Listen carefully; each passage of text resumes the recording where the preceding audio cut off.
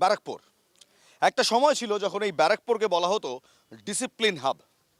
ব্যারাকপুর ছিল সামরিক শহর। ব্যারাকপুরে সেই সময় ব্রিটিশদের ক্যান্টনমেন্ট ছিল, ক্যান্টনমেন্ট এখনও আছে, ডিসিপ্লিনটা যেন একটু নড়বড়ে। নমস্কার, আমি ইলমাজ, আর আপনারা আজ ভোট ওয়েভে লোকসভার লড়াইয়ে ব্যারাকপুর কেন্দ্রে। আর আমি একা নই, আমার সঙ্গে প্রতিটা রাজনৈতিক দলের সমর্থকরাও যেমন রয়েছেন, তেমন রয়েছেন প্রতিটা রাজনৈতিক দলের যারা মুখপাত্র, যারা বক্তা, তারাও। আজ ভোট ওয়েভের লোকসভার লড়াইয়ের একটা ইস্যু, ব্যারাকপুর কেন অশান্ত, কি হলো ব্যারাকপুরের শিল্পের? চটকল খুলল, যে চটকলের কারণ দেখিয়ে অর্জুন সিং ভারতীয় জনতা পার্টি থেকে তৃণমূলে গেলেন, সেই চটকলের কি হাল? দলবদল বড় প্রসঙ্গ, একবার এখানে তো একবার ওখানে। আর সবচেয়ে বড় প্রসঙ্গ ক্রাইম। বলা হয় এই ব্যারাকপুরে নাকি 50,000 টাকায় শার্প শুটার পাওয়া যায়, তাই কি? আসুন আলাপ করে নিয়ে আমাদের বক্তাদের সঙ্গে। ভারতীয় জনতা পার্টিকে রিপ্রেজেন্ট করছেন আবিষ্কার ভট্টাচার্য, বামেদের রিপ্রেজেন্ট করছেন গার্গী চট্টোপাধ্যায়, কংগ্রেসে রিপ্রেজেন্ট করছেন অচিন্ত পোদ্দার, এবং তৃণমূল কংগ্রেস শাসক দলকে রিপ্রেজেন্ট করছে অরুণ ব্রহ্ম। অরুণ ব্রহ্ম। বেশ, প্রথম প্রশ্ন আমার অরুণ ব্রহ্মকে দিয়েই শুরু করা যাক। অরুণ বাবু, সাংসদ আপনাদের নয়, বিধায়ক আপনাদের নয়, এখানে ভাটপাড়ার বিধায়ক আপনাদের নয়, কিন্তু অ্যাডমিনিস্ট্রেশন তো আপনাদের, প্রশাসন তো আপনাদের। ক্রাইমে ব্যারাকপুর নাম্বার 1, স্ট্যাটিস্টিক্স বলছে। শোনা যাচ্ছে নাকি 50,000 টাকায় এখানে শার্প শুটার পাওয়া যায়, ড্রাগ র্যাকেট নাকি এখানে রমরমিয়ে চলছে। কেন, আপনারা কি করছেন? বিষয়টা হচ্ছে যেটা আপনি বললেন যে শার্পশুটার 50,000 টাকায় পাওয়া যায়, যে সাপ্লাইতে সে ভালো বলতে হবে। আমার সাপ্লায়ারটাকে আপনি জানেন যে বাহুবলী বলে নিজেকে দাবি করেন টিভির পর্দা, আমি বাহুবলী, সেই লোকের বাহুবলী সিনেমা দুর্দান্ত, এখানে কে? এখানে আছে বাহুবলী, আপনি আমি নাম বলবো না। আপনি প্রথম কথা হচ্ছে যে দেখুন, বলছেন আজকের দিনে খুব আইনশৃঙ্খলা খারাপ অবস্থা রয়েছে। খেয়াল করে দেখবেন, যিনি আজকে বিজেপি প্রার্থী হয়েছেন, তিনি যখন এমএলএ ছিলেন ভাটপাড়ার বাম জমানায়, তখনই কিন্তু এই অভিযোগটা ছিল। এটা বলতেই পারেন যে ভাটপাড়া, বিশেষ করে ভাটপাড়া অঞ্চলটাতে, ভাটপাড়া বিধানসভা ক্ষেত্রতে কিছু এই ধরনের বিশৃঙ্খলা দেখা যায়। তার জন্য আমাদের সরকার যথেষ্ট চেষ্টা করছেন, কিন্তু মনে রাখবেন, জনবলের জায়গায় যখন কেউ বাহুবলে বিশ্বাস করে, তখন এই ধরনের জিনিস হয়। কিন্তু আগামী দিন জনগণ সে এনকাউন্টার করবে, আগামী 20 মে নির্বাচনে ওই বাহুবলী এখান থেকে উৎখাত হয়ে যাবে। বাহুবলী পুরোটাই বাহুবলীদের জন্য। আচ্ছা, বাহুবলী বললে উনি নাম নিলেন না, উনি 2-3টে টেলিভিশন চ্যানেলের নাম বললেন, তারপর উনি বকলমে বলেই দিলেন বিজেপি প্রার্থী অর্জুন সিং বাহুবলী। সেটা ওনাদের মনে হয়, সে কারণে হয়তো ওনারা একটু ভয়ও পান। কিন্তু প্রসঙ্গ হচ্ছে যে পুলিশ যাদের হাতে থাকার পরেও, পুলিশকে দিয়ে বিরোধীদের ভোট ডিক্লেয়ার হওয়ার পর থেকে 107, 110 দেওয়ার পরেও বাহুবলীর ভয়ে এতদিন ধরে এই জায়গায় গণ্ডগোল হয়েছে। পুলিশটা তো আগাগোড়াই ওনাদের কন্ট্রোলে ছিল। সেটা দিয়ে লোকের জমির সামনে গোল গোল বল বানানো থেকে শুরু করে, গোল বল মানে বোমা? না গোল গোল বল, বড় বড় বল, বিশ্ব বাংলার বল। আচ্ছা, বল আচ্ছা, বানানো আচ্ছা। ছাড়া তো আর কোনো উন্নয়ন পশ্চিমবঙ্গের বুকে দেখা যায়নি। তেমন বল বানিয়ে জমি দখল করা ছাড়া, এর ছাড়া কোনো কাজ তো পশ্চিমবঙ্গে হয়নি। তখন সেটা নিয়ে চিন্তা করার বেশি প্রয়োজন। বাহুবল না ভোট বল না লোকবল, সেটা তো 4 তারিখে বোঝা যাবে। বাহুবল না ভোটবল না লোকবল, অর্জুন সিং এর উত্থান, তার দাদাগিরি শুরু আপনাদের জামানায়, তৃণমূল কংগ্রেস বলছে তাই। দেখুন, প্রথমেই আপনাদের চ্যানেলের মাধ্যমে আমি 1431 বাংলা নববর্ষের সকলকে শুভেচ্ছা জানাই। আপনাকেও শুভেচ্ছা। আর সমস্যাটা হচ্ছে যে ইনিও বললেন উনিও বললেন, আমার এসব নামটাম করে বলার দরকার নেই। বুদ্ধদেব ভট্টাচার্য বলেছিলেন কৃষি আমাদের ভিত্তি, শিল্প আমাদের ভবিষ্যৎ। আর পশ্চিমবাংলায় মমতা ব্যানার্জি বলেছেন দুর্নীতি আমাদের ভিত্তি আর চুরি ডাকাতি হচ্ছে আমাদের ভবিষ্যৎ। শিল্পের ভবিষ্যৎ তো আমরা দেখলাম। আর আপনি বলছেন না এই ক্রাইম কে কার সম্পদ হয়, অরুণবাবু যখন কাউকে বলছেন, আবার আবিষ্কার দাও বলছেন, সবাই বলছেন, কিন্তু এরা তো যাওয়া আসা করে না। আর এই পশ্চিমবাংলায় এখন তৃণমূলের সরকার, আর 11 বছরে ব্যারাকপুরেতে শিল্প বিকশিত হওয়ার চেয়েও বোমাবাজি শিল্প বিকশিত হয়েছে বেশি। তার দায় তো যেমন বর্তমান এমপিকে নিতে হবে, বর্তমান সরকারকেও নিতে হবে। কারণ সরকারের পৃষ্ঠপোষকতায়, সরকারি দলের পৃষ্ঠপোষকতায় ব্যারাকপুর অপরাধীদের মুক্তাঞ্চলে পরিণত হয়েছে। ফলে এর দায় ওদের নিতে হবে, এর দায় বাদ দিয়ে হবে না। দায় নিতে হবে, দায় তৃণমূল কংগ্রেসকেও নিতে হবে, দায় নিতে হবে ভারতীয় জনতা পার্টিকেও। এমপি তাদের বলছে বামেরা, বামেদের সঙ্গে জোট করলেন, বামেদের সঙ্গে একসঙ্গে লড়ছেন। এককালে আপনারাই শ্রেণীসূত্র ছিলেন বামেদের, এখন অবশ্য নেই, এখন আপনারা জোট সঙ্গী। গার্গীদি একটু আগে বললেন যদি হিটলারকে হারাবার জন্য সোভিয়েত এবং আমেরিকা হাত মেলাতে পারে, তাহলে এখানে বামফ্রন্ট এবং কংগ্রেস কি মেলাতে পারে না? নিশ্চয়ই মেলাতে পারে। দেবদূত বাবু পারবেন? কিসে পারবেন? আরে ভোটে জিততে পারবেন? লড়াইটা তো দেবদূত বাবুর সাথেই হবে। দেবদূত বাবু দেবদের দূত হয়ে এসছেন এবং তিনি লড়াইটা করবেন মানুষের জন্য, মানুষের সাথে, মানুষের জন্য। সেই লড়াইতে দেবদূতবাবু জিতবেন, সেই লড়াইয়ের জন্যই উনি এগিয়ে আছেন। বেশ, কংগ্রেস বলছে বামেদের এখানে হাড্ডাহাড্ডি চান্স আছে। জনতা কি বলছে? পৃথা রয়েছে আমার সঙ্গে, আমি একবার পৃথার কাছে যাব। পৃথা, আমি একটু বামেদের সমর্থকদের কাছ থেকে এবং তারপর তৃণমূল এবং বিজেপি সমর্থকদের কাছে জানতে চাইব তারা কি বলছেন। ব্যারাকপুর ক্রাইম এবং ক্রাইম রেটে 1 নম্বরে চলে যাচ্ছে, কেন, কার দায়? একদমই সরাসরি আমি সমর্থকদের কাছে যাব। ব্যারাকপুর অপরাধ জগতের ক্ষেত্রে 1 নম্বরে কেন, কি বলবেন? ব্যারাকপুরে যেটা প্রধান সমস্যা, আমাদের নেত্রী সেটা উল্লেখ করেছেন, ব্যারাকপুরে রাজ্যের শাসক দল এবং কেন্দ্রের শাসক দল বিজেপি এবং তৃণমূলের মধ্যে কে বড় দাদা সেটা প্রতিষ্ঠিত করবার বা প্রমাণ করবার লড়াই চলছে, এবং তার জন্য ভুগতে হচ্ছে ব্যারাকপুরের সাধারণ মানুষকে। এই যে পরিস্থিতি, এই যে অচলাবস্থা, এই অচলাবস্থা থেকে মুক্তি দিতে পারেন একমাত্র দেবদূত ঘোষ, যিনি আমাদের প্রার্থী। উনি যদি সংসদে যান, মানুষের কথা তিনি বলবেন। এবং আমরা যদি ভালো করে দেখি, ব্যারাকপুরের বর্তমান যিনি সাংসদ রয়েছেন, তার যে ট্র্যাক রেকর্ড, তার সংসদে উপস্থিতির হার, তার সংসদে বিতর্কে মানে সব অংশগ্রহণের হার, দায় পৃথা কোথাও গিয়ে যাচ্ছে একদমই। বিজেপির কাছে। বিজেপি কি বলবে? আমি বিজেপির কাছে একটু যাব, তারপর আমি তৃণমূলের কাছে আসবো। বলছে বিজেপি তৃণমূল দুজনেই দাদা, সেই জন্যই সমস্যা।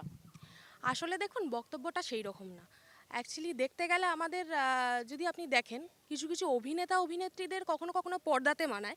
রাজনীতিক ক্ষেত্রে যদি লড়তে হয়, রাজনৈতিক ময়দানে যদি লড়তে হয়, রাজনীতিটাকে স্টাডি করে লড়তে হয়। আরে কি বলছেন আরে দিদি? অভিনেতা- জয়ললিতাকে মনে নেই? না না, জয়ললিতা আপনারা যদি দেখেন সেরকম ফেয়ার তো সব ক্ষেত্রেই। আজকে দিদি নাম্বার 1, তাহলে তো আপনাদের বলতে হবে, তাহলে তো সেক্ষেত্রে বলতে হবে দেখা দেখি। তাহলে আমি একটু তৃণমূলের কাছে যাই। আমি তৃণমূল সমর্থক, তারা কি বলছে আমি একটু তাদের কাছে যাই।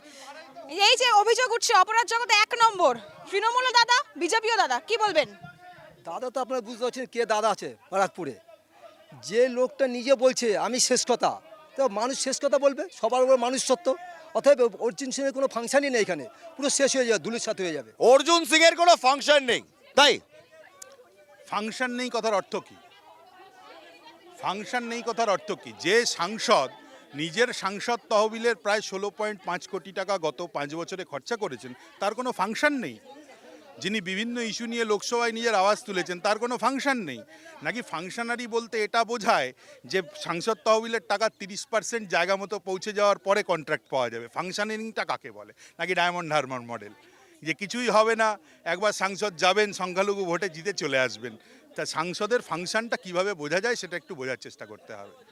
বেশ বেশ বেশ বেশ বেশ ভাই ভাই ভাই, তুমি তো দেখছি মানে আমাদের বাঙালিদের একটা প্রবলেম আছে, জানো তো, আউট অফ টার্ন কথা বলা। তো যখন আউট অফ টার্নই কথা হবে, পৃথা তুমি যাও তৃণমূল কংগ্রেসের কাছে, আমি থাকবো বামপন্থীদের কাছে। একদম। এবং একটা সহজ প্রশ্ন করব, শিল্প তোমাদের হাত ধরে ফিরবে, ব্যারাকপুরে সবচেয়ে বেশি লক আউট হয়েছে তোমাদের জামানায়, কি বলবে?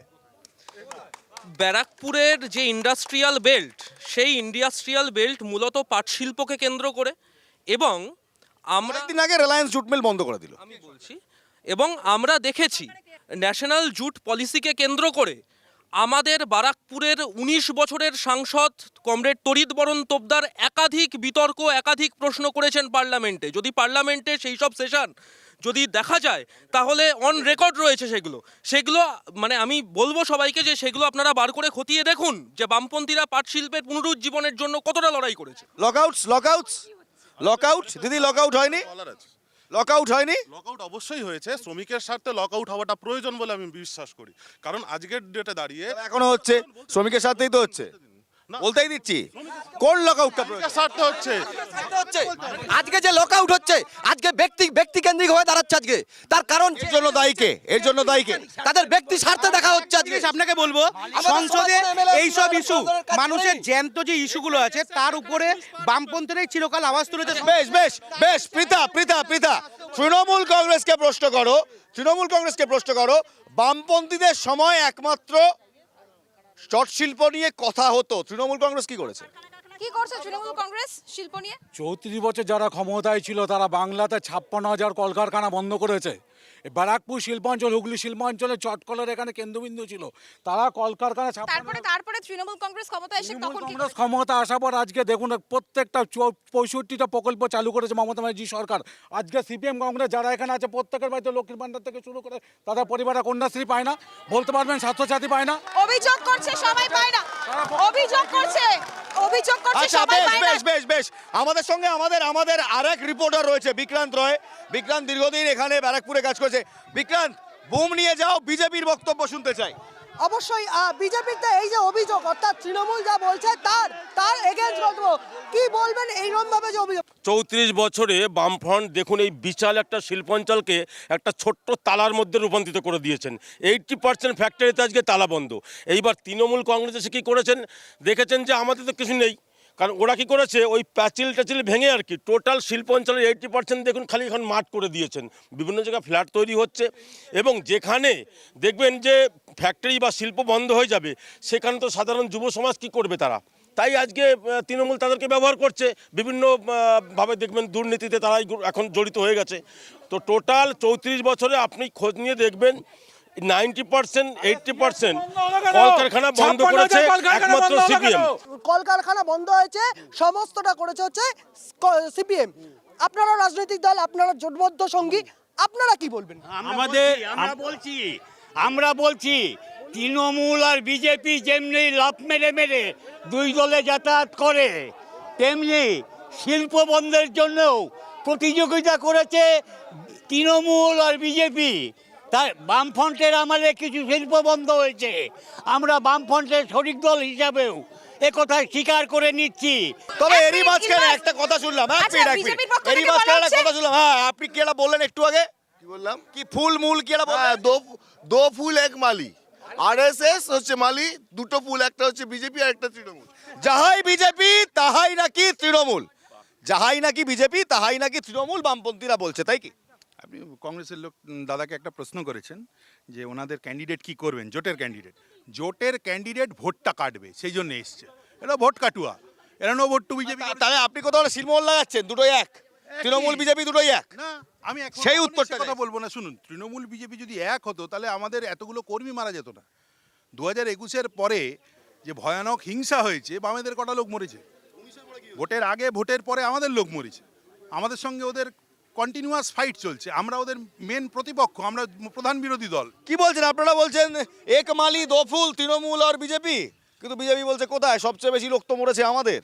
একটা কথা বলি, 2024 সালের 10ই মার্চ বিকেল 4টে অবধি আমাদের ব্যারাকপুরের মাননীয় সাংসদ অর্জুন সিং ছিলেন তৃণমূলের সম্পদ, আর 10 তারিখে ব্রিগেডের পরে বিকেলবেলা হয়ে গেলেন বিজেপির সম্পদ। তো আমি কি বলবো বলুন তো? আমার অন্য কিছু বলার নেই। আর আপনি এই শিল্প কারখানা নিয়ে বলছিলেন না, মুশকিল হচ্ছে 56,000 55,000। আমি একটা ট্রেড ইউনিয়ন অ্যাক্টিভিস্ট, আমি আপনাকে বলতে পারি 2012 সালে ইনচেক কারখানা বন্ধ হয়েছে, 2015 সালে নিকো কারখানা বন্ধ হয়েছে, রামস্বরূপ টিএমটিআর বন্ধ হয়েছে। এই 56-55 গল্পটা কোথাও গুগলে আপনি পাবেন না। কিন্তু আমি আপনাকে বলতে পারি শুধুমাত্র টিটাগড়, এই বড়নগর থেকে দমদম হয়ে হাজিনগর, ব্যারাকপুর শিল্পাঞ্চল যাকে বলা হয় দমদম ব্যারাকপুর শিল্পাঞ্চল, সেই শিল্পাঞ্চলে লাস্ট 10 বছরে 632টা কারখানা করছে। মানে তৃণমূল সরকারে কি সাহেব? আপনারা বলছেন ডবল ডবল চাকরি দেবেন, আপনারা বলছেন শিল্প আনবেন, আপনারা বলছেন এই হবে ওই হবে, চপের বাদে চপ, আর বিজেপি বলছে ঢপ। চপ আর ঢপের বাদে আর কি কি এনেছেন? বিষয়টা হচ্ছে যারা ঢপ বা চপ বলছে তারা ভুলে যাওয়ার চেষ্টা করছে। আমি 2-3টে কথা এতক্ষণ সময় দেবেন একটু। কার্গিদি বলছিলেন 632টা বন্ধ হয়েছে, প্রশ্ন করুন তো, সেখানে দাঁড়িয়ে আছি, মাত্র কয়েকশো মিটার দূরে ডানবার কটন মিল কখন বন্ধ হয়েছিল? সিপিএম জমানে বন্ধ হয়েছিল। সিপিএম যেমন ডানবার কটন মিল বন্ধ হয়েছিল, পাহাড়েস বন্ধ হয়েছিল, অন্নময় কটন বন্ধ হয়েছিল, লক্ষ্মী কটন মিল হয়েছিল, পলতা বন্ধ হয়েছিল। টোটাল আমার ব্যারাকপুর সাব ডিভিশনে 117টি কারখানা বন্ধ হয়ে গিয়েছিল। আর আইন শৃঙ্খলা কথা বলছেন, লজ্জা করে না? বিদ্যুৎ মন্ত্রী, শিল্পমন্ত্রী ছিলেন, মারা গিয়েছিলেন, এইখানে দাঁড়িয়ে ওনাদের লজ্জা করে না? আজ লজ্জা করে কংগ্রেস অসীম থেকে কংগ্রেস সিপিএম এর পক্ষে কথা বলছে। এই কংগ্রেস বলতো সাইবারি হত্যাকাণ্ড করেছে, 21 জুলাই করেছে, কলকারখানার জমিতে তৃণমূল প্রমোটিং করেছে, বিজেপি কথা বলছেন, প্রমোটিং করেছেন ওনারা। এই কংগ্রেসীরা ব্যক্তিগত সিপিএম এর বিরুদ্ধে গলাম শিরা ফোলাতেন, আজ অস্তিত্বহীন কেন হলেন? যেহেতু কংগ্রেসের কেন্দ্রীয় সরকারের সঙ্গে এখানে সিপিএম সরকারের যোগ সাজস ছিল, তারপরে দুটো অস্তিত্বহীন দু জায়গা হয়ে গেল। আর একটা কথা বলি, শিল্পের কথা বলছেন, এই সিপিএমকে প্রশ্ন করুন, 34টা বছর, 34 মাস নয়, সারা বাংলার সঙ্গে ব্যারাকপুরকে শিল্প শাসনে যারা পরিণত করেছে।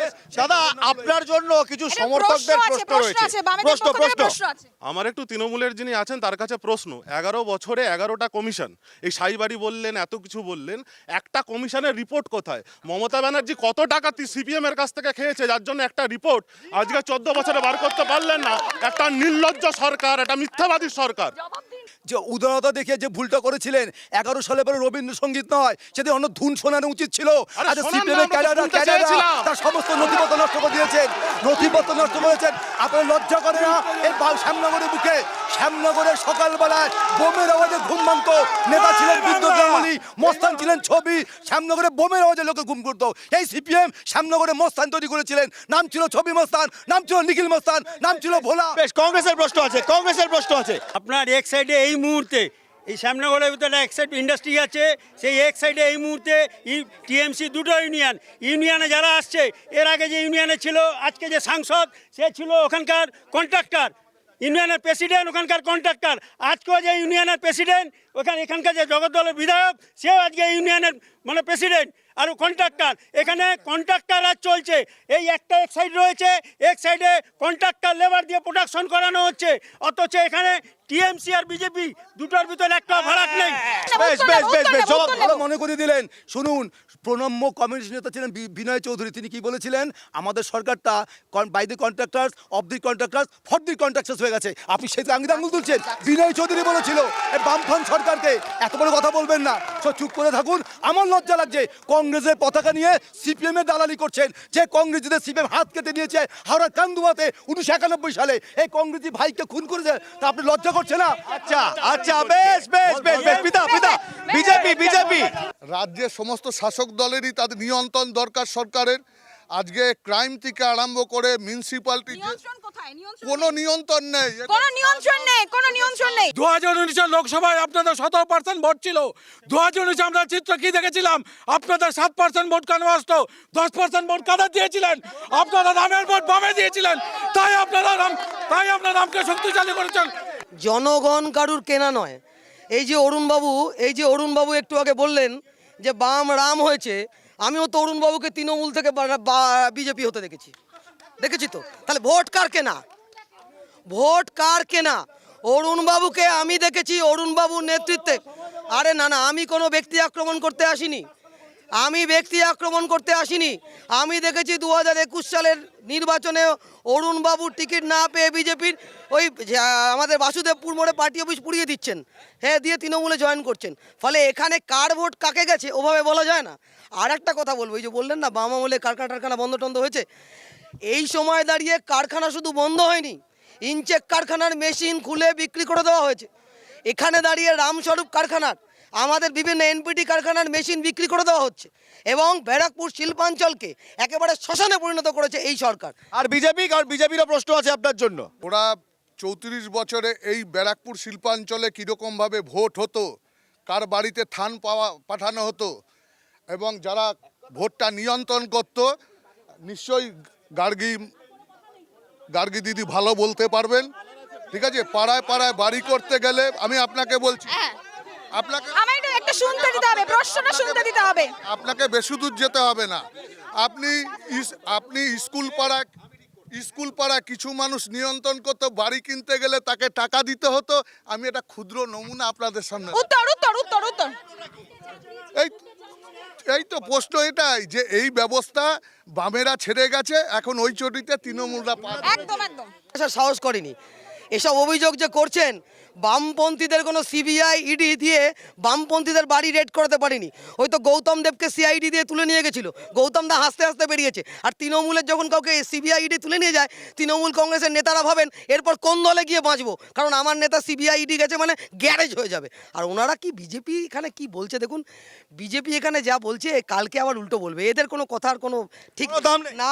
আচ্ছা বেশ, কংগ্রেসের প্রার্থী রয়েছে, বক্তা রয়েছে, কংগ্রেসের জন্য কি প্রশ্ন রয়েছে?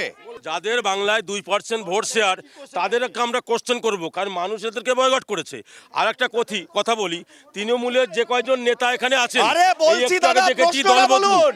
দলবদলুর কথাটা এসছে, তো দেখবেন এখানে এমন এমন কিছু নেতা আছে উনাদের যা বয়স তার থেকে বেশিবার দলবদল করেছেন। আর তৃণমূলের কিছু নেতা এখানে আছেন, কিছু আছেন জেলে আর বাকিটা আছে বেলে, ঠিক আছে? এরাও কখন ঢুকবে কোনো ঠিক নেই। প্রমাণ করুক যে আমাদের 2% ভোট আছে, সেটা আগে বলুক, তারপরে অন্য কথা উত্তর দেব। বলছে 2% ভোট না, 2% কর্মীও নেই।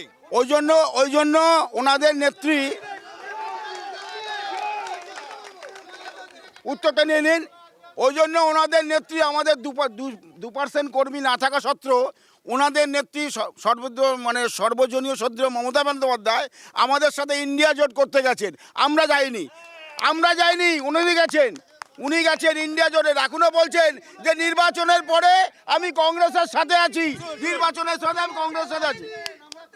ইন্ডিয়া জোট আছে কি নেই? ইন্ডিয়া জোট আছে, পশ্চিমবঙ্গে আমাদের সঙ্গে জোট হয়নি এই কারণে কংগ্রেস এখানে অধীর রঞ্জন চৌধুরীর নেতৃত্বে এখানে অন্য দল। ইন্ডিয়া জোট আছে তো? নাম্বার 1, নাম্বার 2, মমতা ব্যানার্জিকে ইন্ডিয়া জোটের নেত্রী বানিয়েছিলেন সোনিয়া গান্ধী সম্মান দিয়ে, রাহুল গান্ধী সম্মান দিয়ে। অচিন্ত্যতার কথা হবে না।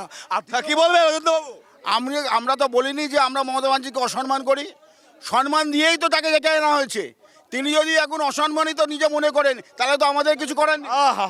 বেশ বেশ বেশ বেশ বেশ বেশ বেশ বেশ বেশ বেশ বিজেপির প্রবক্তা রয়েছেন।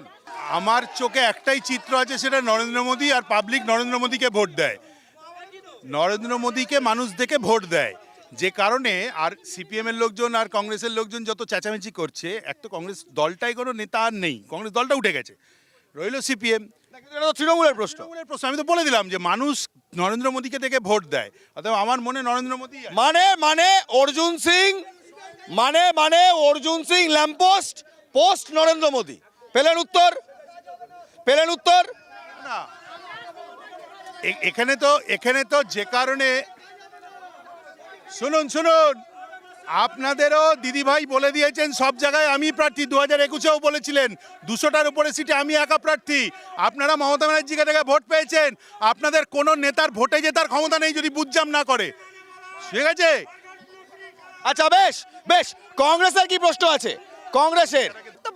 কংগ্রেস বলছে যে নরেন্দ্র মোদী 2014 সালে যে বক্তব্য রেখেছিল 2 কোটি বেকারের ছেলে চাকরি হবে, আচ্ছা দিন আনে বেলায় সেই ভদ্রলোক আজকে কোথায় পেট্রোল 50 টাকা বলেছিল, আজকে রান্নার গ্যাস যখন 2014 সালে 400 টাকা ছিল, আজকে সেই রান্নার গ্যাস 1200 টাকা, আর আজকে 2 কোটি বেকারের ছেলে চাকরি করতে হয়েছে। সেই বলছি ইন্ডিয়া জোটে কোনোদিন মমতা ব্যানার্জি থাকতে পারবে না। কেন কি, উনি যদি ইন্ডিয়া জোটে যায় তাহলে নরেন্দ্র মোদী ভাইপোকে আর দিদিকে জেলে ঢোকাবে, যার জন্য দিদি আর মোদী। প্রশ্নটা কি? বিজেপির কাছে আমাদের প্রশ্ন যে আগে কর্ম না আগে ধর্ম? গীতাতে কর্ম আর ধর্ম, যে কাজ করে সেটাই তার ধর্ম। আমি তো কাজ করে দেখিয়েছি। আমি 28,000 কিলোমিটারের ওপরে নতুন হাইওয়ে বানিয়েছি, আমি এতগুলো এইমস বানিয়েছি, নতুন 7টা আইআইটি 7টা আইআইএম দিয়েছি। আপনি কি দিয়েছেন? আপনার পরিবারের বাদে আপনার কোন নেতাটাকে আপনি সম্মান করেন আপনি আগে বলুন। আপনার এখান থেকে কোনো রেজলিউশন পাস করে আপনার হিম্মত আছে যদি রাহুল গান্ধী না করে দেয়? বলছি আপনার পাশে দাঁড়ানো লোকটা বলছে আগে ধর্ম, আপনি বলছেন কর্ম। কোনটা ঠিক? কর্মটাই ঠিক। কর্মবীর নরেন্দ্র মোদী, কর্ম। হ্যাঁ, আর ধর্ম আমাদের হৃদয়ে আছে। বেশ, বামেদের কি প্রশ্ন রয়েছে? অরুণবাবুর কাছে যেটা প্রশ্ন সেটা হচ্ছে 2009 সালে যখন প্রথমবার দীনেশ ত্রিবেদী সাংসদ হন তৃণমূল কংগ্রেসের পক্ষ থেকে, উনি পকেট থেকে একটা চাবি বার করে বলেছিলেন যে ব্যারাকপুর শিল্পাঞ্চলের সমস্ত বন্ধ কলকারখানা খোলার চাবি এটা। সেই চাবি আমার কাছে আছে। কোথায় গেল সেই চাবি? আমরা কেউ খুঁজে পেলাম না। দ্বিতীয় প্রশ্ন কার কাছে আছে? দ্বিতীয় প্রশ্ন বিজেপি থেকে যিনি বলছেন তার কাছে প্রশ্ন, ওনাদের সাংসদ যিনি রিপ্রেজেন্ট করছেন ব্যারাকপুর লোকসভা কেন্দ্রকে 5 বছর, তিনি পার্লামেন্টে মোটে 18খানা প্রশ্ন করেছেন 5 বছরে। পার্লামেন্টে মাত্র 18টা প্রশ্ন। আমার সাংসদ প্রেজেন্ট ছিলেন, ওনার যুবরাজ আর ওনাদের যিনি যাদের হয়ে উনি নো ভোট পর বিজেপি করে বেড়ান তার লোকরা প্রেজেন্টও থাকতেন না। আর আমার সাংসদ 16.5 কোটি টাকা খরচা করেছে, সেটা ওনারা ভুলে গেছেন। সেই না দাদা, ওইসব কথাটা আপনার পার্সোনাল ব্যক্তিগত। এটাকে আমিও তো বলছি যে জ্যোতি বসুর ছেলে দাঁড়ান না, শুনুন, জ্যোতি বসুর ছেলে ওখানে প্রমোটিং করছে, টাকাটাকে দিয়েছে, আপনারা দিয়েছেন। বেশ বেশ বেশ, কি হলো না, কি হলো? আমাদের এখানকার যে সাংসদ আজকে বিজেপির হয়ে দাঁড়িয়েছেন, সে এর আগে 2019 সালের পরে, শুনুন, 2019 সালের পরে যখন তৃণমূলে গেছিল, তার এগেনস্টে 117খানা মামলা রয়েছে জগদ্দল থানাতে। সেই এগেনস্টে আজকে তাহলে কি করে বলেন? বলুন, উত্তর দিন। আমার ক্যান্ডিডেটের, আমার দাদা কোনো ওয়াশিং মেশিন নেই। শুনুন শুনুন শুনুন, মামলাটা রয়েছে কোর্টে, কোর্ট ডিসাইড করবে কি করেছে। আপনি ঘুরতে ফিরতে, আমাকে তো পেন ড্রাইভ চোর বানিয়েছে তৃণমূল বিডিও অফিসে। কি পেন ড্রাইভ চোর আমি, শুনুন, আমি পেন ড্রাইভ চোর। এই তৃণমূলের বিরুদ্ধে ভোটে আমার বিরুদ্ধে মারামারি করেছে বলে বিডিও অফিসে ডিপুটেশন দিতে গেছি, আমি পেন ড্রাইভ চোর, সেরকমই মামলা হয়েছে। আচ্ছা বেশ বেশ বেশ বেশ, আপনারাই বা কি করলেন? আপনারা অর্জুন সিং এর বিরুদ্ধে 117টা, তাই তো? 117টা মামলা দেখালেন, শ্রীঘরে তুলতে পারলেন না। প্রথম কথা হচ্ছে অর্জুন সিং যখন তৃণমূলে ছিল, অর্জুন সিং যখন নাকি প্রথম যে কেসগুলো হচ্ছে খুন ইত্যাদি, তখন বামফ্রন্ট ক্ষমতা আছে, তখন একবার শ্রীঘরে তারা ঢোকায়নি, নাম্বার 1। নাম্বার 2, চুপ বলতে দিন।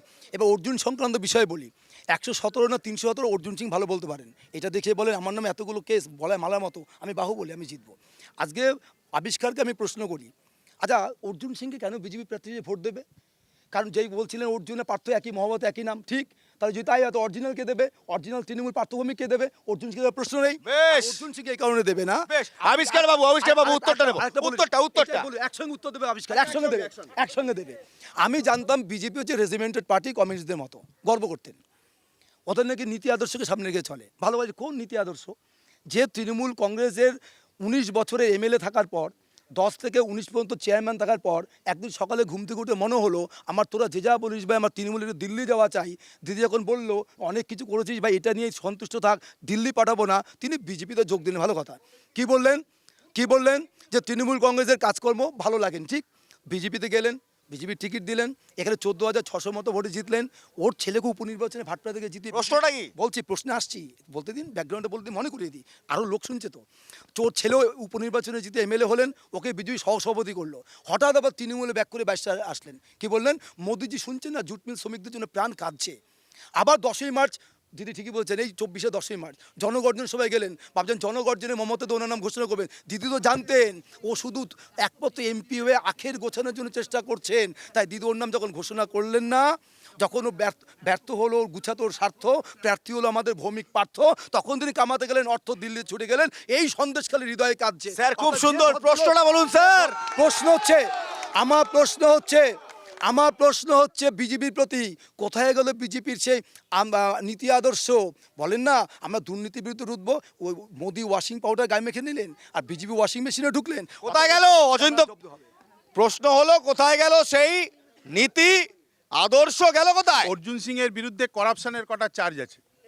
বড় মানুষ খুন করার চাইতে বড় করাপশন কি হতে পারে? করাপশনের চার্জ দেখান, করাপশনের চার্জ। অর্জুন সিং এর বিরুদ্ধে কেস আছে ভাটপাড়া কোঅপারেটিভ ব্যাংকে, ভাটপাড়া কোঅপারেটিভ কেস ছিল। অর্জুনের বিরুদ্ধে অর্জুন নিজে বলছে, আমি বলছি অর্জুনের নামে খুনের অভিযোগ আছে, অর্জুনের নামে খুনের অভিযোগ আছে। আপনার কাছেও তো ছিল। আমি প্রশ্ন করছি, আমি অ্যারেস্ট করলেন না কেন? অ্যারেস্ট করলেন না কেন? বলছি উত্তর দিচ্ছি, আমরা তো মোদির মতো যোগীর মতো করবো না, পছন্দ না ধরবো, কোর্টে ব্যবস্থা হবে। কিন্তু কি হচ্ছে, যাদের বিরুদ্ধে সিবিআই পাঠাচ্ছে, অশোক চৌহান, আরে ভাই শোনো না, শোনো, ধৈর্য ধরো, হ্যাভ পেশেন্স, ধৈর্য ধরো। অশোক চৌহান, নবীন জিন্দাল, কারা ছিল? প্রফুল্ল প্যাটেল, সিবিআই করলো, সিবিআই তদন্ত করলো, যে বিজেপি যোগ দিল, সেই জন্যই আপনাদেরকে কোনো সিট দেয়নি বামপন্থীদের। 2019 সালে বিজেপির টিকিটে তৃণমূলে থেকে, বিজেপি থেকে অর্জুন সিং যখন দাঁড়িয়ে জিতেছিলেন, ব্যারাকপুর অঞ্চল, সমগ্র ব্যারাকপুর অঞ্চল সাধারণ মানুষ ভয়ে তটস্থ ছিল। আজকে তৃণমূলকেও বর্জন করবে, বিজেপিকেও বর্জন করবে। বেশ বেশ বেশ বেশ, লোকসভার লড়াই ভোট ওয়েবে। এখন সময় একটা বিরতির, একটা ছোট্ট বিরতি। বিরতির পর ফিরে আসছি দুটো প্রসঙ্গ নিয়ে। 2019-এ এই ব্যারাকপুর কি দেখলো? বাংলার লজ্জা 2019-এর ব্যারাকপুরের সেই ঘটনা, ভাটপাড়ার সেই ঘটনা। আচ্ছা গার্গিদি, 2019-এ ঠিক কি হলো? 2019-এ আমাদের এখান থেকে বিজেপি জিতেছে, আমরা হেরে গেছি। কিন্তু যে প্রশ্নগুলো, এটা আপনি একদম ঠিক বলেছেন, বিজেপি জিতেছেন, আপনারা হেরে গেছেন। কিন্তু ভোটের আগে 2019-এ বাংলা যা দেখলো, এর আগে দেখিনি আমরা ভোটে। 2019-এ বাংলা যা দেখলো, তা আগে কখনো দেখিনি। 2011-এ পশ্চিমবাংলায় তৃণমূল সরকার আসার পরে বাংলা যা দেখলো তা আগে কখনো দেখিনি। 2013 সালে একদিনে শুধু ব্যারাকপুর শহরে সিপিআইএমের 49টা পার্টি অফিস ভেঙেছে তৃণমূল কংগ্রেস, ওটাও বাংলা আগে দেখেনি। ফলে পশ্চিমবাংলাটাকে, আমাদের পশ্চিমবাংলায় যে রাজনৈতিক সংস্কৃতি ছিল এটাকে তৃণমূল আর বিজেপি দুজনে মিলে ধ্বংস করেছে। এখন অনেক কথা বলছেন 34 বছর, দেখুন ওদের একটা না রেকর্ড কেনা আছে, রেকর্ডটা ফেটে গেছে। ওই রেকর্ডটা হচ্ছে 34 বছরের ফাটা রেকর্ড, ওটাই খালি বাড়ির সামনে বাজায় 34 বছর। 2011 থেকে 2024 এই 13 বছরে কি করলো তার কোনো রেকর্ড নেই। 13 বছরে কি করলেন তার কোনো রেকর্ড নেই, ফাটা রেকর্ড বাজিয়ে যাচ্ছেন 2011 থেকে 34 বছরে। কার্গিদি যদি চোখ বন্ধ করে গান্ধারী সেজে থাকেন আর কানে না শুনে আমার কিছু করার নেই। উনি বলছে বাংলা অনেক কিছু দেখেনি। সত্যি মমতা ব্যানার্জির সময় বাংলা বিজন সেতু দেখেনি, মমতার সময় বাংলা সাইবাড়ি দেখেনি, মমতার সময় রশিদ খানে বোমা বিস্ফোরণ, কথা বলবেন না দিদি প্লিজ, রশিদ খানে বোমা বিস্ফোরণ, বউবাজার বাংলা দেখেনি, বাংলা কেন্দ্রীয় হাত কাটা দেখেনি, বাংলা বানতলা ধর্ষণ দেখেনি, বাংলা তাপসী ধর্ষণ দেখেনি, বাংলা নন্দীগ্রাম দেখেনি, বাংলা বিজন সেতু দেখেনি। বলুন দেখুন বিজন, এই ঠিক না অরুণদা আমার বন্ধু, শ্রদ্ধেয় মানুষ, বাংলা অনেক কিছুই দেখেনি, কিন্তু সেই সময় অপরাধ হলে অপরাধীরা শাস্তি পেত।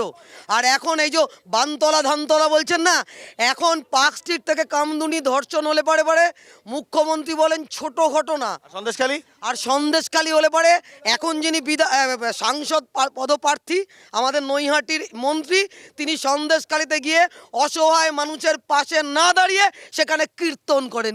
কার্গিদি, আমার প্রশ্ন ছিল 2019-এ ভাটপাড়া ব্যারাকপুরে কি হলো?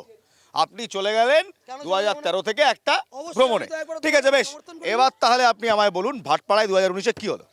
দেখুন ভাটপাড়া ব্যারাকপুর শিল্পাঞ্চল গোটা পশ্চিমবাংলা জুড়ে তৃণমূল আর বিজেপির যে লড়াইটা চলছে সেটা হচ্ছে এলাকা দখল। আর একটা একদম সাধারণ মানুষ, নিরীহ মানুষ, আর এটা হচ্ছে ওদের দলের ব্যাপার, ভাইপো ভাতিজার গন্ডগোল। একসময় দাঁড়িয়ে শুভেন্দুবাবু আর অভিষেকবাবু বলতেন আমরা দুটো ভাই শিবের গাজন গাই, এখন পরস্পরকে গালাগাল দিচ্ছে। কি করবেন? ঝগড়া তো এইখানে, কে পাবে দিদির সম্পত্তি, ও পাবে না এ পাবে, এই নিয়ে ঝগড়া, এই হচ্ছে ঝগড়া। আর তার জন্য সাধারণ মানুষ দিদি সম্পত্তি চায়। অরুণবাবু শিক্ষক, আমার কোনো বললাম না ব্যক্তিগত কথা বলার কোনো উদ্দেশ্য নেই। অরুণদাকে আমি শ্রদ্ধা করি, অরুণদা খুবই শিক্ষিত মানুষ, কালচারাল মানুষ, কিন্তু অরুণদা যখন স্কুলে চাকরি পেয়েছিলেন তখন অরুণদার সেই সময় দাঁড়িয়ে বামফ্রন্টকে টাকা দিতে হয়েছিল, টাকা দিতে হয়নি। বেশ অরুণবাবু, দিদির সম্পত্তি কে পাবে এই নিয়েই নাকি বিবাদ, যা হচ্ছে সবই নাকি ভাইপো ভাইজির লড়াই। ব্যাপারটা হচ্ছে এইটা ছাড়া ওদের কিছু বলার নেই। আমি আবার মনে করিয়ে দিই যে 34 বছর যখন ক্ষমতায় ছিলেন, বানতলায় যখন অনিতা দেওয়ানকে ধর্ষণ করা হয়েছিল তখন প্রণম্য মুখ্যমন্ত্রী জ্যোতিবাবু বলেছেন এরকম কত হয়, তারপরে সত্যি অনেক ধর্ষণের ঘটনা করেছিল। সন্দেশখালী কথা বলছেন না, ও তার মন্থরে একই কথা শুনি মন্থরের মুখে। 2019-এ কি হলো? একটা জিনিস, 2019 সালে অর্জুন সিং জেতার পর এখানে যে পার্টি অফিস ভাঙচুর বিভিন্ন হয়েছিল তখন মমতা ব্যানার্জি কঠোর হাতে দমন করেছিলেন বলেই আজকে এখনো আইন সে তো না হয় বুঝলাম, কিন্তু ভোটের আগে 2019-এ ভোটের আগে ভাটপাড়ায় কি হলো? 2019-এর ভোটের আগে ভাটপাড়া যেটা হয়েছিল সেটাকে মমতা বন্দ্যোপাধ্যায় দমন করেছেন, এটা আপনি খেয়াল করুন। অর্জুন সিংয়ের নেতৃত্বে একেবারে পার্টি অফিস যখন বেদখল হয়েছিল, কার দায় ছিল? বেশ অর্জুন সিংয়ের দায় বাহুবলী, সেটা আইন শৃঙ্খলা। অর্জুন সিংয়ের দায়, 2019-এ ভাটপাড়া জ্বললো, ব্যারাকপুর জ্বললো, অর্জুন সিংয়ের দায়। বারংবার সবই অর্জুন সিংয়ের দায়, কিন্তু মুশকিল হচ্ছে যতগুলো দাঙ্গা হয় সেটা কার দায়? যখন এনটিসিএ রায়েট করানো হলো সেটা কার দায়? করানো হলো, করানো হয়েছে, কে করালো? করানো হয়েছে কারণ না কারণ মদতপুষ্ট লোক। কারা করালো? ওনাদের এক বিখ্যাত ব্যক্তিও সেখানে, আমরা মানে বামেদের বিখ্যাত অভিনেতা ব্যক্তি, যখন এনটিসিএ রায়েট হচ্ছে তখন ধুলাগড়ের মোড়ের মাথায় দাঁড়িয়ে ছবি তুলেছিলেন। কথা বলছেন? নাম করার কি দরকার, আপনারাও জানেন কার নাম করছি, ঠিক আছে? হ্যাঁ কি বলছেন? মেনে নিলেন ভাটপাড়া দাঙ্গার দায় অর্জুন সিং এর, সেটা উনি মেনে নিলেন, তারপরে ওনাকে টিকিট দিয়েছেন। তাহলে আপনি তাহলে মেনে নিলেন ভাটপাড়ার দাঙ্গার দায় অর্জুন সিং এর, বলছে বামেরা। সব দাঙ্গার দায় ওনারা ঘুরিয়ে ফিরিয়ে আমাদের ঘাড়ে চাপানোর চেষ্টা করেন, ঠিক আছে? আজকে এইমাত্র গার্গিদি বলছিলেন যে দুজনে মিলে মারামারি করছে দিদির সম্পত্তি লোটার জন্য। এককালে তো সিপিএম আর কংগ্রেস মারামারি করতো, এখন তারা বন্ধু হলো কি করে? সেই প্রশ্নটা কেউ করবে না? অদ্ভুত ব্যাপার। কি বলবেন গার্গিদি? দেখুন এই যে দাঁড়া মুশকিল হচ্ছে আমরা রাজনৈতিক, এক মিনিট এই দাঁড়া, এই দাঁড়া তো, আমরা রাজনৈতিক কথা না বলে অরাজনৈতিক কথা বেশি বলছি। 34 বছরের অনেক কথা বলা হলো, 34 বছরে বাংলার মানুষ দাঙ্গা দেখেনি। এই যে ধুলাগড় আসছে, সন্দেশখালী আসছে, ভাটপাড়া আসছে, এই যে দাঙ্গা, জ্যোতি বসু বলতেন যে মমতা বন্দ্যোপাধ্যায় সব অপরাধ ক্ষমা করা যায়, একটা অপরাধ ক্ষমা করা যায় না, পশ্চিমবাংলার মাটিতে বিজেপিকে ডেকে আনা। এরা হচ্ছে পশ্চিমবাংলার মাটিতে চন্দননগরে দাঙ্গা, খড়গপুরে দাঙ্গা, ধুলাগড়ে দাঙ্গা, এরা দাঙ্গা করেছে। বেশ বেশ বেশ আমার আমার আমার একটা কথা মনে আছে, জ্যোতি বসুর একটা কথা আমার মনে আছে। একটি টেলিভিশন চ্যানেলকে দেওয়া একটা ইন্টারভিউতে জ্যোতি বসুকে চাঁচা ছোলা প্রশ্ন করেছিলেন সাংবাদিক, প্রশ্ন করেছিলেন আপনার রাজ্যে শিখ রাইটের পরে পরে আপনার রাজ্যে দাঙ্গা হয় না কেন? জ্যোতি বসু উত্তর দিয়েছিলেন, স্টেট চায় না, দাঙ্গা হয় না। স্টেট চায় না, দাঙ্গা হয় না। স্টেট চায় তাই দাঙ্গা হয় বাংলায় এখন। জ্যোতি বসুর সময় দাঙ্গা হয়নি, এত বড় ঐতিহাসিক সত্যটা বলেন কি করে? কে বলে? জ্যোতি বসুর বক্তব্য। জ্যোতিবাবু বলছেন। আর জ্যোতিবাবু চুপ করে দাও, চুপ করুন, চুপ কর। আচ্ছা আপনি উত্তর দিন। প্রথম কথা হচ্ছে গার্গী দিয়ে বললেন না, কি বললেন গার্গী দিয়ে মাত্র? যে জ্যোতি বসু সম্পর্কে জ্যোতি বসু বলেছিলেন মমতার সব অন্যায় ক্ষমা করা যায়, বিজেপি কেন ক্ষমা করা যায়? আচ্ছা বিজেপির বাজপেয়ীর সঙ্গে কলকাতাতে কে মিটিং করেছিল? আজকে যে কংগ্রেস ওনার জোট সঙ্গী হয়েছে, সে কংগ্রেসের রাজীব গান্ধী গলি গলি মে শোর হয়, রাজীব গান্ধী চোর হয়, এই স্লোগান তুলে বিজেপির সঙ্গে বাড়ি আতাত কে করেছিল? এই সিপিএমরা করেছিল। বাজপেয়ীর সঙ্গে নৃত্য কে করেছিল? জ্যোতি বসু করেছিল। অত বিজেপিকে এরা জানার জন্য দায়কার। তপন শিকদারকে কে জিতিয়েছিল? এই সিপিএম জিতেছিল। লজ্জা করা উচিত। গার্গী দে, এই তো আমার এই জন্যই তর্ক করতে ভালো লাগে না, আমার এই জন্যই তর্ক করতে ভালো লাগে না। জ্যোতি বসু বা বুদ্ধ ভট্টাচার্যরা কোনোদিনও বাজপেয়ীর নেতৃত্বে বা মোদির নেতৃত্বে মন্ত্রিসভায় শরিক হননি, কিন্তু আমার প্রিয় দিদি রেলমন্ত্রী, খেলমন্ত্রী, সব মন্ত্রী হয়েছেন এবং জোট করে ভোট করেছেন। সিপিআইএম কখনো বিজেপির সাথে জোট করে ভোট করেনি, যা তৃণমূল কংগ্রেস করেছে। আর মমতা বন্দ্যোপাধ্যায় রেলমন্ত্রী, খেলমন্ত্রী, দপ্তরবিহীন মন্ত্রী ছিলেন এই বিজেপির মন্ত্রিসভার। বাজপেয়ী গিয়ে মমতা বন্দ্যোপাধ্যায়ের বাড়িতে গিয়ে মালপো খেয়েছে এবং একসাথে জোট করে রাজনীতি ভোট করেছে। সিপিআইএম কখনো জোট করে ভোট করে রাজনীতি। কি বলবেন ব্রহ্মবাবু? জবাব দিচ্ছি আমি। সিপিআইএম বাজপেয়ীকে সামনে রেখে রাজীব গান্ধী হাঁটার জন্য অপ্রত্যক্ষ জোট করেছিল। একটা জবাব দিয়ে এত নীতি কথা বলছে।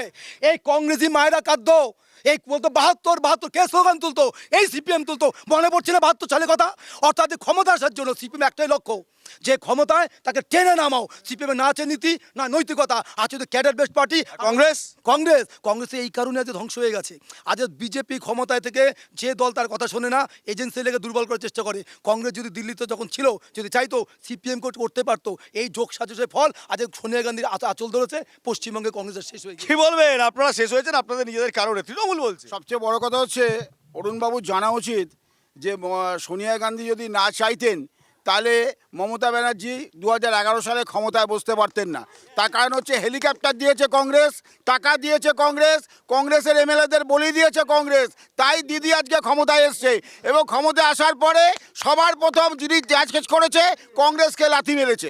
এটাই হচ্ছে তৃণমূলের কালচার। সোনিয়া গান্ধী না থাকলে বিজেপি তৃণমূল ক্ষমতা আসতো না।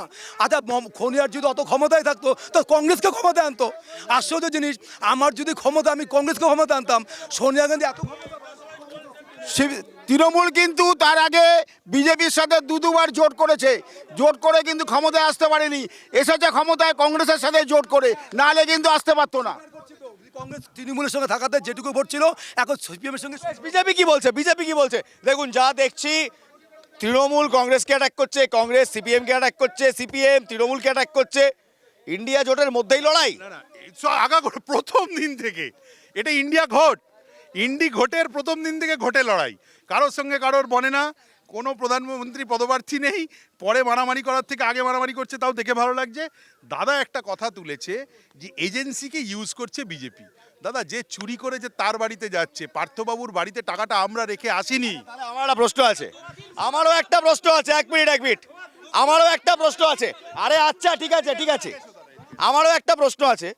আপনাদের কথা বলা হয়, বলে বিরোধীরা বলে ভারতীয় জনতা পার্টি টুইটার হ্যান্ডেল থেকে একটা ভিডিও গেছিল, দেখেছেন আপনারা সেই ভিডিও? সেই ভিডিওতে তৃণমূল কংগ্রেসের এক ঝাঁক নেতা টাকা নিচ্ছে, শুভেন্দু অধিকারীও টাকা নিচ্ছে। ইডি গেল না কেন? সিবিআই গেল না কেন? ভিডিওটাই বা কোথায়? কোর্টে কেস না এইটা নেই, কেস এইটা নেই। কেস আছে না দাদা এটা নেই, কোর্টে এটা নেই। নারদা মামলা চলছে না? নারদা মামলা চলছে। শুভেন্দু অধিকারীকে কবার টাকা হলো?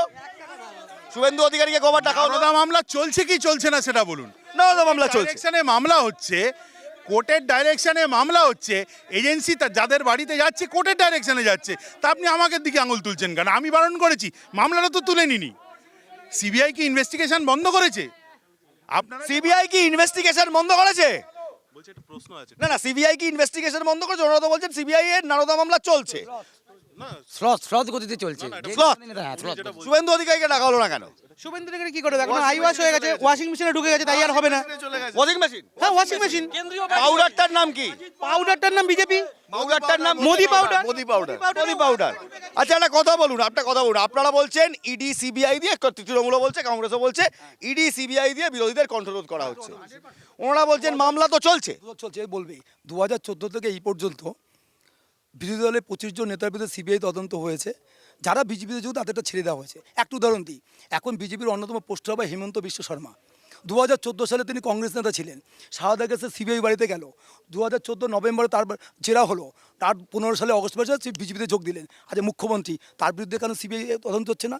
অশোক চৌহান আবাসন কেলেঙ্কারি কে বলতো? বিজেপি বলতো। 2014, এটা 24 লোকসভা নির্বাচন, 14 লোকসভা নির্বাচনে বিজেপি ইস্তেহার দেখুন, পরিষ্কার লেখা ছিল যে প্রফুল্ল প্যাটেলের 30,000 কোটি টাকার এয়ার ইন্ডিয়ার কেলেঙ্কারি আমরা তদন্ত করব। প্রফুল্ল প্যাটেল কোথায়? এনডিএতে, সব ভুলে গেলেন। অজিত পাওয়ার, অজিত পাওয়ার ঠিক তাই একই। অর্থাৎ একটা আগে স্লোগান দেখতাম যে ওয়াশিং পাউডার নির্মা, নতুন হচ্ছে washing powder Modi, washing machine BJP. সেই যে যাচ্ছেন সে ঝাঁপ দিয়ে পরিষ্কার হচ্ছেন। কিন্তু বাংলা আবার বলি, যে দলের প্রেসিডেন্ট যে দলের প্রেসিডেন্ট টাকা নিতে গিয়ে ধরা পড়ে জেল খাটে, তার নাম হচ্ছে বঙ্গারু লক্ষণ। সে দলটার নাম হচ্ছে বিজেপি। সেই দলের প্রেসিডেন্ট টাকা নিতে গিয়ে, দু হাতে টাকা নিতে গিয়ে ধরা পড়েছে এবং জেল খেটেছে। সেই দলের মুখে বড় বড় নীতির কথা মানা যায় না। গার্গীদি আপনিও বলবেন নিশ্চয়ই। না না, আমার অন্য কথা নেই। আমার কথা হচ্ছে ইলেকটোরাল বন্ডের নামে কোটি কোটি টাকা কামিয়ে শিক্ষক দুর্নীতির যারা চুরি করেছে তাদের বিরুদ্ধে লড়াই করা যায় না। ব্যাপম কেলেঙ্কারি করে এই পশ্চিমবাংলা যে সারদায় কোটি কোটি দুর্নীতি হয়েছে তার বিরুদ্ধে লড়াই করা যায় না। এরা সারদার চোর, তো এরা ব্যাপম কেলেঙ্কারির চোর। এরা হচ্ছে নারদার ভিডিওতে ঘুষ খেয়েছে, তো এরা ইলেকট্রাল বন্ডে টাকা খেয়েছে। ফলে এই দুর্নীতিগ্রস্তদের বিরুদ্ধে আমাদের বাংলাতে বামপন্থীরাই ভবিষ্যৎ। বামপন্থী কংগ্রেসের যে জোট, তারাই হচ্ছে ভবিষ্যৎ। বলছেন একটা নয়, ব্যাপম, অজিত পাওয়ার, নারদা, একাধিক লিস্ট, সব নাকি বিজেপির একটা ওয়াশিং মেশিনে ঢুকছে। ইলেকটোরাল বন্ড, বিজেপির ওয়াশিং মেশিনের পাউডার দেওয়া হচ্ছে, আর সব নাকি সাদা হয়ে বেরিয়ে আসছে। সেটা ওনাদের পারসেপশন। তো ওনাদের তো একান্ত সৎ একটা কেরালা গভর্নমেন্ট আছে, কংগ্রেস সিপিএমের গভর্নমেন্ট। সিপিএমের সেই গভর্নমেন্ট এত এফিশিয়েন্ট, ওনারা বলছেন না যে বামফ্রন্ট একমাত্র ভবিষ্যৎ যা অন্ধকার করার পশ্চিমবঙ্গের করে দিয়ে চলে গেছেন। এবার কেরালাতে গিয়ে সেই গভর্নমেন্টটা চালাতে না পারে সুপ্রিম কোর্টে মামলা করে বলছেন আরও টাকা চাই। সুপ্রিম কোর্ট বলেছে আর ভিক্ষাবৃত্তি করা যাবে না, নিজেরটা নিজে বুঝে নাও। এই হচ্ছে এফিসিয়েন্সি। কি বলবেন? দেখুন এই যে তথ্য বিকৃতি করা। করোনার সময়তে ইউনেস্কোর পুরস্কার পেয়েছে কেরালার সরকার, কারণ করোনায় ভালো কাজ করার জন্য। কেরালা হচ্ছে মডেল। কেরালায় বিজয়নকে ইলেকটোরাল বন্ডের টাকা দিয়ে কেনা যায়নি, যা ওদের ইলেকটোরাল বন্ডের টাকা দিয়ে কেনা গেছে। আচ্ছা বেশ, আমারও একটা বক্তব্য আছে, আমার একটা প্রশ্ন আছে। নির্মলা সীতারামনের স্বামী আপনি জানেন, তিনি, হ্যাঁ একেবারে, ভার্কালা প্রভাকরণ রেড্ডি, তিনি কি বলছেন? তিনি বলছেন বিশ্বের সবচেয়ে বড় দুর্নীতির নাম ইলেকটোরাল বন্ড। হঠাৎ কেন বলতে যাচ্ছেন এরকম কথা? নন পলিটিক্যাল লোকের বক্তব্য শুনে আমার লাভ নেই। একজন বেশ, তাহলে আমার প্রশ্ন, উনি non political, mister Reddy non political, Nirmala Sitharaman ভোটে দাঁড়ালেন না কেন? অর্থ নেই? রেখা পাত্রর অর্থ আছে, একদম গ্রাম থেকে উঠে আসা একজন ক্যান্ডিডেট, দিনমজুরের কাজ করতেন, তার অর্থ আছে, পার্টি তাকে অর্থ দিতে পারে। নির্মলা সীতারামনের জন্য অর্থ নেই? নাকি ইলেকটোরাল বন্ডে প্রথম থেকেই বিরোধিতা ছিল নির্মলা সীতারামনের, যেটা বকলমে বলা হয় জোর করে অরুণ জেটলি পাশ করিয়েছিলেন? আপনি আপনার খবরের চ্যানেলে টিআরপি কি দিয়ে বাড়াবেন তার দায় আমি নিই না, একদম নেননি। একজন প্রার্থী তিনি দাঁড়াবেন কি দাঁড়াবেন না সেটা তার ব্যক্তিগত ব্যাপার, তিনি ইচ্ছা প্রকাশ টিআরপি বাড়াতে হলে দাদা মেঘা ইন্ডাস্ট্রিজ জিজ্ঞেস করতাম। সেটা অন্য ব্যাপার। মেঘা ইন্ডাস্ট্রি জিজ্ঞেস করলে আমি উল্টো দিকে অনেক কিছু জিজ্ঞেস করতে পারি। আমি লজ্জা পাই না, রাজনীতিতে এসে লজ্জা করতে নেই, যা সিচুয়েশন দেখাচ্ছেন। ঠিক আছে, জোর গলায় আমিও কথা বলতে পারি, ব্যক্তি আক্রমণ আমি শুরু করলে এখানে দাঁড়ানোর জায়গা পাওয়া যাবে না। নির্মলা দেবী কেন ভোটে দাঁড়াবেন না সেটা তার ব্যক্তিগত ব্যাপার, তিনি তো জানিয়েছেন সেটা। হঠাৎ করে ইলেকটোরাল বন্ডকে রাজ্যের, দেশে, বিশ্বের সবচেয়ে বড় স্ক্যাম বলা হচ্ছে। সুপ্রিম কোর্ট বললো ইললিগাল নয়, লিগাল।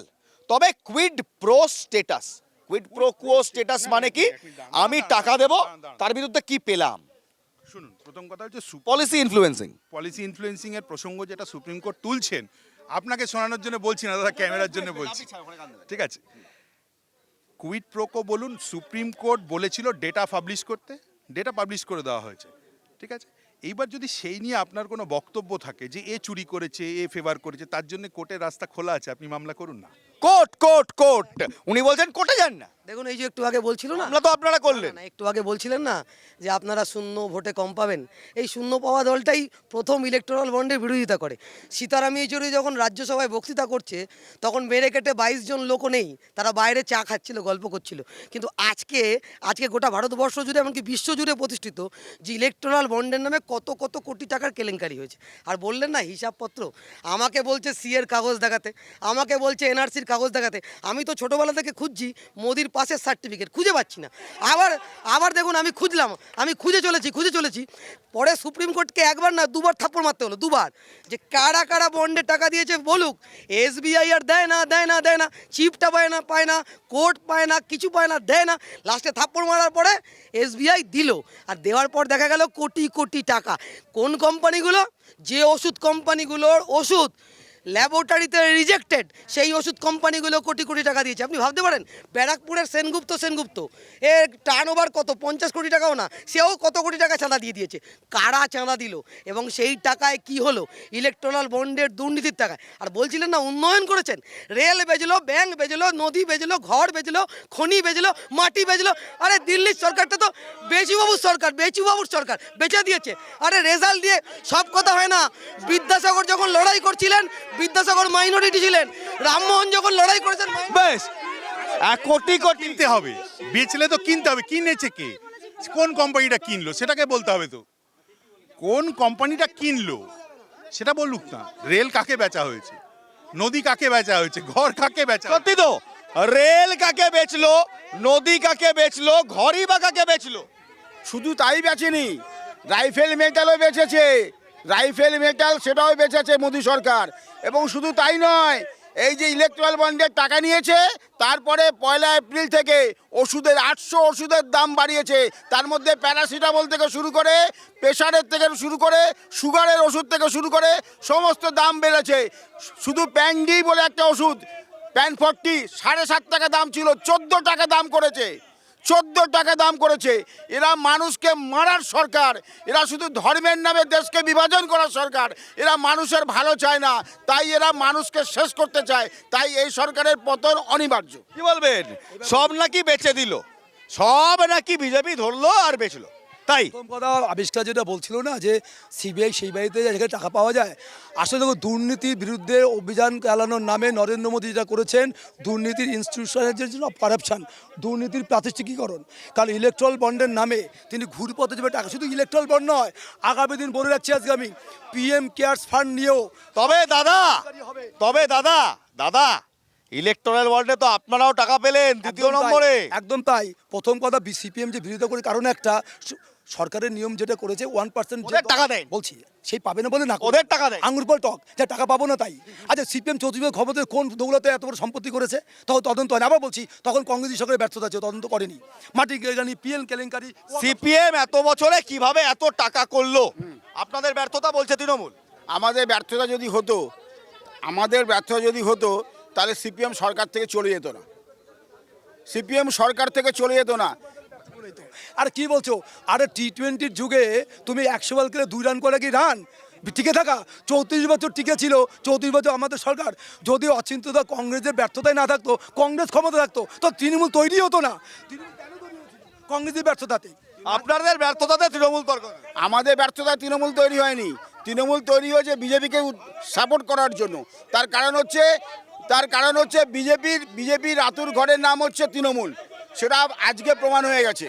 তার কারণ হচ্ছে আজকে যারা বিজেপির নেতৃত্ব দিচ্ছে বলছে আপনারা কোন জাদু বলে কোনো রকম ইলেকট্রাল বন্ড না নিয়ে, কিচ্ছু না নিয়ে এত কোটি কোটি টাকার সম্পত্তি করলে? দেখুন এই জাদুর কথাটা তো ওনারাই মাঝে মাঝে কৌটো হ্যাঁ, ওনারাই মাঝে মাঝে বলে যে সিপিআইএম কৌটো নাচিয়ে ঝান্ডা নাচিয়ে পয়সা তোলে। দেখুন আমরা সাধারণ মানুষের কাছ থেকে পয়সা তুলে পার্টি চালাই, আর সিবিআই, ইডি, সিআইডি যে খুশি তদন্ত করুক, যদি প্রমাণ করতে পারে সিপিআইএম দুর্নীতি করেছে, আমি সিপিআইএম পার্টি করব না। আর একটা কথা বলি, এতক্ষণ ধরে এত কথা বলছে যে খালি বলছে আপনারা ভোটে হেরে যাচ্ছেন শূন্য। আরে পৃথিবীটাতে যখন গ্যালিলিও যখন বলছে যে সূর্য একটা জায়গায় আছে আর পৃথিবী ঘুরছে, তখন গ্যালিলিওকে জেলে পড়া হয়েছিল, কম ছিল। সত্য, ট্রুথ স্টার্ট ফ্রম মাইনরিটি, সত্য একা চলে প্রথমে, তারপর সকলে বলে। এখন সবাই হা হা করছে মানে বিজেপি সব ঠিক করছে না। আপনারা সত্য? অবশ্যই সত্য। এই যে বললাম ইলেকট্রাল বন্ডের টাকা নিইনি, আর যদি সিপিআইএম পার্টির সম্পত্তি নিয়ে সিবিআই, ইডি, সিড যে খুশি কি বলছে শুনুন, যে খুশি কি বলছে শুনুন। গ্যালিলিও 34 বছর বলেনি, গ্যালিলিও তো 34 বছর বলেননি। প্রথমে উনি বলেছিলেন, তারপরে সেটা ওনারা মানেননি, কিন্তু ওনাদের তো সুযোগ দেওয়া হয়েছিল। 34 বছর কি করেছে? শিল্প শিক্ষা পুরো ধুয়ে শেষ করে দিয়েছে, তারপরেও এত কথা গুন্ডামি করেছে। নিয়ে পার্সোনাল অ্যাটাক করে, ওনারা তো কৌটো না চায়, ওনারা তো দিদি বলেছেন একটু আগে যে আমি রাজনীতি ছেড়ে দেবো বা আমি একটা ডিসিশন নেবো বলেছেন। দেখবেন এই ইলেকশনের পরে ওই একটা গল্প আছে না, আধা ইধার যাও আধা ইধার যাও বাকি মেরে সাথ আও। তো দিদি দিদি একাই থাকবেন, দেখবেন ইলেকশনের। বেশ বলুন। বলছি আজকে মিস্টার প্রভাকরণ মানে সীতারামনের স্ত্রী আমি তিনি বলেছেন দেশের সবচেয়ে সামনে বড় বিপদ যদি আরেকবার করে মোদী সরকার আসে। আমি বিজেপি দাদাদের কাছে প্রশ্ন রাখবো যে প্রভাকরণ যেটা বলেছে সেটার অনুযায়ী উনি কি মান্যতা দিচ্ছেন? বলুন আবিষ্কার বাবু বলুন। আপনার যদি কোনো বিষয় নিয়ে প্রশ্ন থাকে বা আপনার মনে যদি প্রশ্ন থাকে, আপনি প্রভাকরণ বাবুকে ফোন করে বলুন সুপ্রিম কোর্টে আর একটা মামলা করে দিতে। এখন শোনা যাচ্ছে সবটাই বোধহয় হাইকোর্ট ডিসাইড করবে, হাইকোর্ট আর সুপ্রিম কোর্ট। আমার যা মনে হয় এখন হাইকোর্ট আর সুপ্রিম কোর্টের বিচারপতিরা হেভি ব্যস্ত, কারণ পরের পর মামলা, একের পর এক মামলা, কারো কোনো সমস্যা হলেই মামলা, তাই কি? সবচেয়ে বড় বিচার তো জনতার আদালতে হবে। আমি আবিষ্কারের জন্য বলি, ওকে এড়িয়ে যাওয়ার জন্য বলছেন। প্রভাকরণ সাধারণ মানুষ নন, তিনি বিজেপির অন্ধ্রপ্রদেশের মুখপাত্র ছিলেন, অর্থাৎ বিজেপি তিনি করতেন। এখন যে এড়িয়ে যাওয়ার চেষ্টা করছেন। আর তিনি যে কথা বলেছেন ইলেকট্রাল বন্ড সবচেয়ে বড় স্ক্যাম সারা বিশ্বের, এটা যদি সত্যি প্রমাণ হবে আগামী দিন, তার চেয়ে বড় আবার বলছে হ্যাঁ দাঁড়ান মাইকে বলুন। তোমাদের দরজায় 600 কোটি টাকা কে রেখে এসছে তোমাদের যুবরাজ জানেন না? নন নেম দাদা, নন ডিসক্লোজে আছে, আমার তো ডিসক্লোজে আছে। তুমি কলপরের ঝগড়া করলে সেটা রাজনীতি হলো না ভাই। আবার বলি, আমার দলের যে তথাকথিত যে নারদা কেলেঙ্কারি, শুভেন্দু টাকা নিয়েছিল, এখন একটু কথা বলো না কেন? হিমন্ত বিশ্বের বিরুদ্ধে কথা বলো না কেন? প্রফুল্ল প্যাটেলের বিরুদ্ধে কথা বলো না কেন? আর দ্বিতীয় কথা হচ্ছে অজিত পাওয়ারের বিরুদ্ধে বলো না কেন? করছে না কেন? 25 জন। আর একটা কথা হচ্ছে, আবার শুনে রাখো, আমি এই মিডিয়ার মাধ্যমে বলছি, পিএম কেয়ার্স ফান্ড যিনি চিন্তা করে বলছেন চুনকে সাফ করো।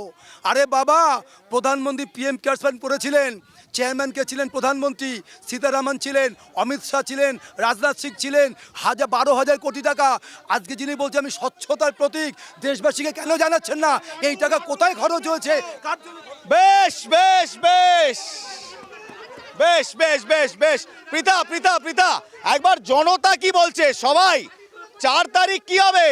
বর্তমান সরকার শিক্ষাটাকে বেচে ভুয়ো শিক্ষক দিয়ে আমাদের শিক্ষা চালাচ্ছে। হ্যাঁ, আর এখন দেখুন আমাদের ঘরের ছেলেমেয়েরাই ভুয়ো শিক্ষকের কাছে পড়ছে, তাহলে কি শিখছে আমরাই বুঝতে পারছি। আর যারা অরিজিনাল তারা রাস্তায় দাঁড়িয়ে দাঁড়িয়ে চিৎকার করছে, তাদের জন্য যোগ্য বিচার হচ্ছে না। আর এগিয়ে বাংলা উন্নয়ন তো দেখতেই পাচ্ছি, অপা সপা গপা আছেনি। তারপরে হচ্ছে কি আজকে আলমারিতে পাওয়া যাচ্ছে, কালকে খাটের তলায় পাওয়া। একদম এটি তৃণমূলের সমর্থকদের কাছে যাই, উন্নয়ন কোথায়? বলছে অপা সপা গপা। উন্নয়ন বলতে কিছু নেই, একমাত্র আমাদের ব্যারাকপুরে একটা ভালো ছিল রামকৃষ্ণ মিশনের মাস্টার ডিগ্রি পার্থভূমিকে সবাই মিলে ভোট দিয়ে জেতান, তাহলে এখানে অপশাসন বন্ধ হবে অর্জুন সিংয়ের।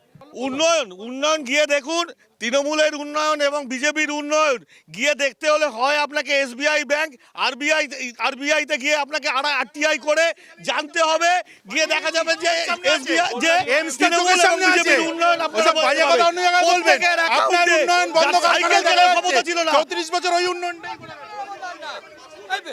এই SI college peon Das function আছে পশ্চিমবাংলায় কোনো বিজেপির অবদান নাই। বিজেপি ডাকাত দেশের কেউ সামনে দাসের এই অবদান। দুই বিপদ এরা আচ্ছা এরা বেশ উন্নয়ন বেশ নিজেদের মধ্যে বেশ ভাগ করে বেশ বেশ বেশ বেশ বেশ বেশ বেশ বেশ পরিস্থিতি উত্তপ্ত বাংলায় ভোটে বাংলা তো গরম হবে তবে আজ শেষ বেলায় আমরাও কিছু বলে যেতে চাই আজকে শেষ বেলায় আমরাও কিছু বলে যেতে চাই ভারত কার তাই নিয়ে লড়াই কেউ বলছে জয় হিন্দ কেউ বলছে জয় বাংলা আরে বাংলাও আমার ভারতও আমার আমি এই মাটির সন্তান আপনিও এই মাটির সন্তান ভোটের আগে একটা কথা মনে রাখবেন এই আঙুলটা মনে রাখবেন এই আঙুল আপনার এই আঙুল তুলুন প্রশ্ন করুন একটা পেন থেকে শুরু করে চাল কিনতে একটা 1 কিলো চিনি কিনতে গিয়ে 1000 বার প্রশ্ন করেন 1000 বার জিজ্ঞেস করেন কেন চলবে তো 1000 বার প্রশ্ন করেন যে টাকাটা দিয়ে দ্রব্য কিনছেন সেই দ্রব্য আপনার কাজে লাগবে তো